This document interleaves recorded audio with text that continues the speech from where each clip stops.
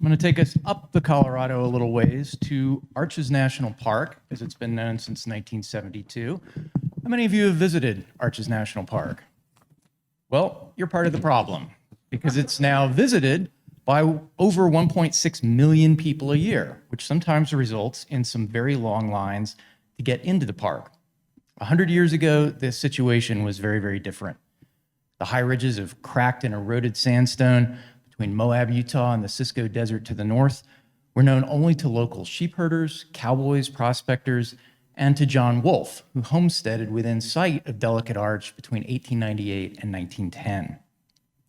Even though the main line of the Denver and Rio Grande Western Railroad was a scant 20 miles north, built in 1883, few people outside of Moab, Utah had any idea that this landscape existed. The situation changed dramatically in 1923 when a prospector named Alex Ringhoffer wrote a letter to the passenger traffic manager of the Denver and Rio Grande, requesting his help in protecting this landscape as a national monument. Ringhoffer's role in the establishment of Arches has been known publicly since the 1950s. Less well known, but absolutely crucial to the final outcome was the participation of DNRGW employees Frank A. Wadley and George L. Beam. So let's introduce this cast of characters. Alexander Ringhoffer was an immigrant from Hungary. From 1917 to 1941, Alex, as he was known, prospected for copper and silver ore north of Moab, Utah. Alex was joined in his prospecting in 1922 by his sons, including Arpad and, quote, a couple or three brothers. On December 24th, 1922, they stumbled into an area that Alex named the Devil's, and that's possessive, garden. The next day, they returned with additional family members to further explore the area. Due to a later confusion by U.S. government surveyors, the name Devil's Garden, now without the possessive, or the, was applied to the rock formations of an adjacent ridge to the east that is still known by that name. What Ringhoffer first saw is now called the Klondike Bluffs and Marching Men. For many decades, residents of Moab, Utah, and park employees alike believed that two prominent men in Utah had helped to create Arches National Monument, Dr. J.W. Doc Williams and L.L. Bish Taylor. And in fact, if you go to Moab today, you will see all kinds of literature that still claims that these two men were part of the founding of Arches. Doc Williams was for many years the only doctor in Moab, and Taylor was the editor of the Moab Times independent newspaper and a Grand County commissioner. Both men were very passionate about preserving Arches, but they had absolutely nothing to do with its creation as a national monument. They were, however, heavily involved in efforts to get Arches expanded, which occurred in 1938 when President Franklin D. Roosevelt added 38,000 acres to Arches using Williams' own personal fountain pen to sign the expansion proclamation. In 1955, during Taylor's final year as the editor, the Times Independent ran a very lengthy story about how Arches really came to be. And this story had no byline on it, but I strongly suspect that Taylor wrote it as a way of setting the record straight about his involvement. And the article identified Alex Ringhoffer and Frank A. Wadley as having been involved in a letter-writing campaign to have Arches proclaimed a national monument in the 1920s. Historian John F. Hoffman expanded on the initial research, finding 77 letters in the National Archives pertaining to the proclamation, and he wrote a much more detailed description of the story as part of his comprehensive guidebook, Arches National Park, an Illustrated Guide, published in 1981. Hoffman's narrative, which had been intended to commemorate the 50th anniversary of the establishment of Arches in 1979, he found a little more information than he expected, and it took a few more years to write, places Ringhoffer at the center of the story. Although thoroughly researched and well-written, there is more to this story. As part of a preparation of an administrative history for Arches National Park, I conducted some additional research that illustrates the important place of Frank Wadley and George Beam in this story. Their involvement began with Ringhoffer's letter to Wadley in July 1923. Frank Wadley was the passenger traffic manager of the DNRGW system, a job that involved not only managing the timetables and schedule of passenger trains, but also oversight of the development and disposition of the many sections of land given to the railroad by the U.S. government as incentive to develop and expand railroad service. Wadley was therefore heavily involved in real estate development, irrigation projects, oil and gas development, and mineral production. Outside of his job, Wadley also became a major promoter of oil shale, which underlies vast areas of Colorado and Utah. Ringhoffer believed that DNRGW would be interested in developing the Devil's Garden as a tourist attraction, and quote, the tourists could come in and look it over and come in on the DNRGW. Frank Wadley worked in the railroad business for 45 years, during which he actively promoted the settlement of railroad lands and the growth of passenger traffic. And during the late 1890s and early decades of the 20th century, the passenger department of that railroad periodically published tourist handbook guides to Colorado, New Mexico, and Utah, which were intended to help sell ticket sales as well as develop these railroad lands. As the passenger traffic manager, Wadley was directly involved in the production of these books, and he was thus the ideal railroad executive to receive Ringhoffer's letter. George L. Beam, seen here, was a well-known professional photographer who operated a private studio in Denver in addition to his work with the DNRGW, where he took photographs of locomotives, rolling stock, railroad construction, and related projects such as irrigation works using large format cameras. And this is important. He also took photographs at existing national parks like Zion, Mesa Verde, and Yellowstone. We'll come back to that.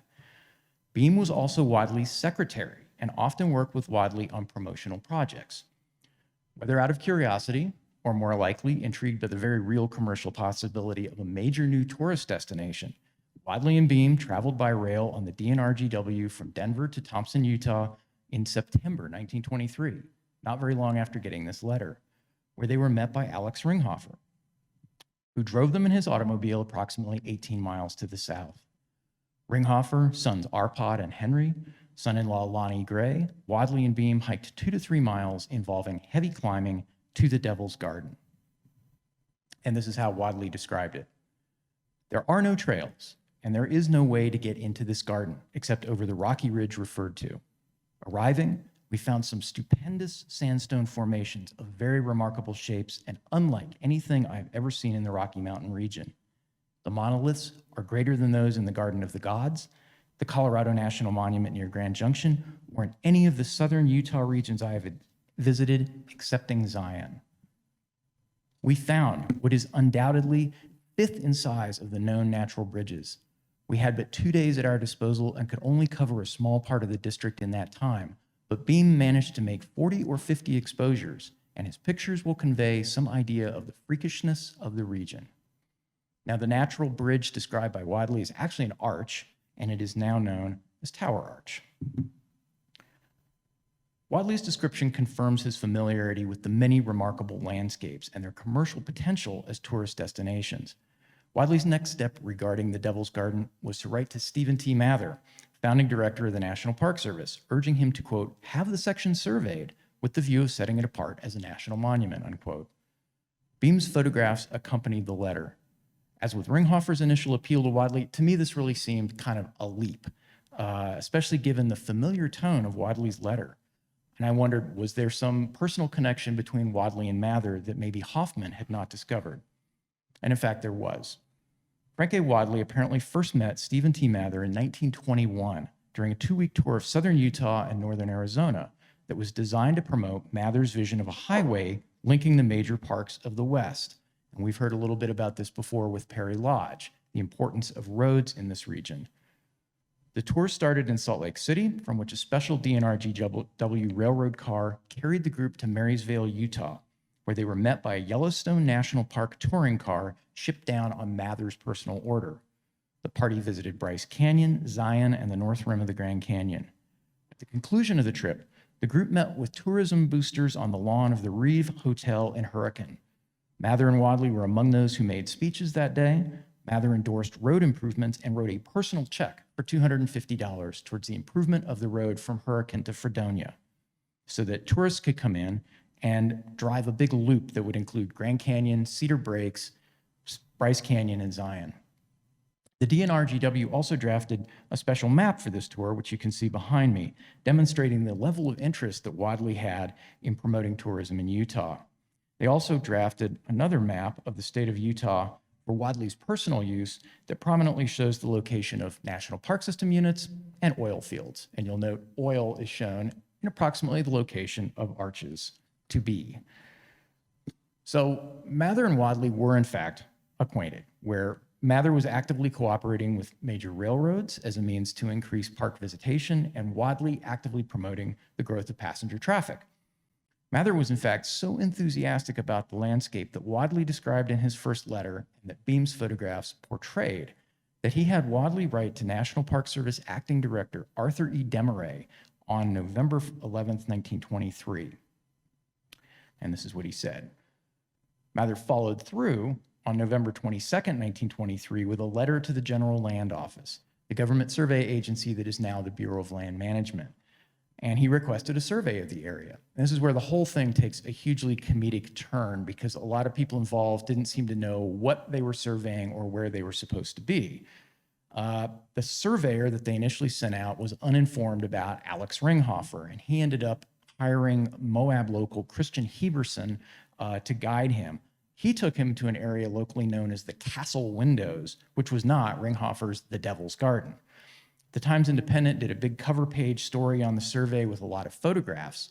Frank Wadley had a subscription to the newspaper. He was following the progress of this survey and realized they were in the wrong place. So he wrote another letter to Mather requesting another survey, which Mather did, but they ended up surveying yet a third location, which had not been Ringhoffer's The Devil's Garden or the Castle Windows. And this map from the National Park Service is one they hand out at Arches, and this shows the relationship of these three areas within what is now Arches National Park. But Mather's real problem wasn't the surveys. It was the markedly anti-preservation attitude of the administration of Calvin Coolidge. The Secretary of the Interior, Herbert Work, was actively trying to get a bill passed to disband the National Park Service and distribute the existing parks to individual states. His first Assistant Secretary of the Interior, Edward C. Finney, was not even convinced that this was a scenic landscape, but he was very certain that existing mineral applications were going to be a potential problem. Finney wrote to the Department of the Interior solicitor on March 31st, 1926, seeking a review of the applications. Rather than settle for Work and Finney's minimalist or non-existent monument, Mather simply bided his time for a change in administration. While doing so, he quietly built support for a new national monument by showing Beam's photographs to influential people in Washington and New York on the private. Mather was actually approached by a journalist from the Salt Lake Tribune who requested copies of the Beam photographs because he wanted to do an article on this, but Mather actually rebuffed him. And the photographs were never publicly shown at the time of this monument building exercise. I think that Mather may have been concerned about generating opposition from the Utah governor and congressional delegation. Does this sound familiar? Adding to his woes. Herbert Hoover, a far more preservation-friendly president, was elected in 1928, and on April 12, 1929, proclaimed Arches National Monument of 4,520 acres. Arches National Monument began life thus, with no road access beyond a 2-track wagon road in Salt Valley, virtually no infrastructure, and without either delicate arch or the Devil's Garden that had been viewed by Ringhoffer, Wadley, and Beam included within the monument boundaries, just these odd little strips of land. The DNRGW never actually directly profited from the creation of Arches, despite their involvement in its successful proclamation. Possibly because Wadley died in 1933 and Beam in 1935, and in fact, Mather died unexpectedly in 1930, sort of breaking the chain of this exercise. Also possibly because 6 months after its proclamation, the stock market imploded. But the involvement of these people established photography as a major driver of visitation to Arches. So we come full circle to where I started this discussion. It's really unclear what became of Beam's photographs after the proclamation, but his images are now actively collected. A man named James L. Osment made a collection of many Beam photographs, particularly those that depicted railroad activities. He lent his collection to the Denver Public Library, which scanned them with permission. Arches National Park at some point obtained copies of at least some of them and used them as part of a study of historic changes in vegetation, as well as 2 images that are now on the permanent visitor center exhibition. During the process of trying to understand Wadley and Mather's relationship, I found an image that Beam had made of Wadley's Victorian mansion in Denver online at the Denver Public Library's website. And a couple of mouse clicks later, I found all the photographs from the 1923 exhibition, with one problem. They were all labeled as though Beam had visited Arches after it had become a national monument. So it was lumped in with all of his photos from Zion and Mesa Verde. They didn't realize that this was from its establishment. So even though I don't think that the research I did has really profoundly changed the story of how Arches came to be, I think we've added a few nuances, but more importantly, have reassociated George Beam's photographs with the establishment of Arches. Surprisingly, Beam and Wadley were not the only visitors to Arches to take photographs and to advocate for its proclamation as a national monument. There were 3 others during the mid-1920s. First was Dr. Frank Richard Ostler of New York City, who was guided through the original Devil's Garden by Alex Ringhoffer himself. Ostler later met the General Land Office survey crew, but the 2 parties apparently did not realize that the name the Devil's Garden was being applied to ridges on opposite sides of Salt Valley. Ostler took photographs of the original The Devil's Garden area and contacted Mather, urging him to make the area a national monument. Mather worked with Ostler to develop an illustrated article for the May 9, 1926 issue of the New York Times Magazine to help promote the creation of a national monument. Mather was interviewed for the article in which he quoted, "The national park system contains many marvelous prodigies, yet none of them exceeds in interest the extraordinary specimens of natural sculpture and architecture found in these 2 small areas in Utah," unquote. The article was published less than 2 weeks after the Secretary of the Interior had overturned a draft executive order to create Arches, but following its publication and under much more political pressure to do so, he agreed to reserve no more than 80 acres around each of the areas of interest. Mather knew this was completely unworkable for the Park Service, and at this point, he simply shelved the project until Coolidge was out of office. The second visitor was geologist L.M. Gould of the Department of Geology, University of Michigan, who studied the geology of the La Salle Mountains as part of his dissertation research in 1924 to 1925. He visited Natural Bridges and then the Castle Windows, and he shortly thereafter wrote a letter to Utah Senator Reed Smoot recommending that the windows be made a national monument. Smoot forwarded this letter to Mather, and Mather immediately replied to Gould that in fact they were in the process of creating a national monument. He actually sent Gould a synopsis of the whole story of how this came to be, starting with Wadley's letter to Mather. And he said that 2 areas were under consideration, including the castle windows that Gould had visited. And lastly, we have Hugh S. Bell, Presbyterian Sunday school teacher, reporter, and photographer, and a lecturer based in Willoughby, Ohio. And he obtained financing in 1927 from the Cleveland Plain Dealer newspaper for an expedition to the Southwest. Bell and 2 companions reportedly spent about a week hiking around the Arches area, documenting his finds with a large format 5x7-inch camera. He also left inscriptions at 5 arches with the names he had given them, his name, and the date. He named Tower Arch Minaret Bridge, which he inscribed below the western end of the span, which is to the right in this image. Unlike Ostler and Gould, whose efforts and images supported Mather's campaign for Arches, it's unclear if Bell ever wrote his travelogue. But his color photographs of Double Arch, which he named Twinbow Bridge, and Double O Arch were finally published in National Geographic magazine in 1936. These were the first color images of Arches to be widely viewed. This touched off a gold rush of photographers visiting Arches. During the 1940s, the monthly reports prepared by the custodians and superintendents noted visits by professional and amateur photographers every month, in some cases multiple photographers per day. This is the 1940s. These reports also tracked visitation, and every time a major publication featured images of Arches, visitation would spike in the following month, as it did in May 1953, after Life magazine featured a full-color cover image of Delicate Arch by well-known photographer Joseph Munch. And the trend continued, with many movies being filmed, dozens of films, being filmed in arches. The release of Indiana Jones and the Last Crusade, for example, in 1989, had a lengthy introduction that was filmed at arches. This was followed by an increase in visitation of 11.7% in 1990. So I'd like to thank you and all of the archival sources that I consulted for this. Thank you.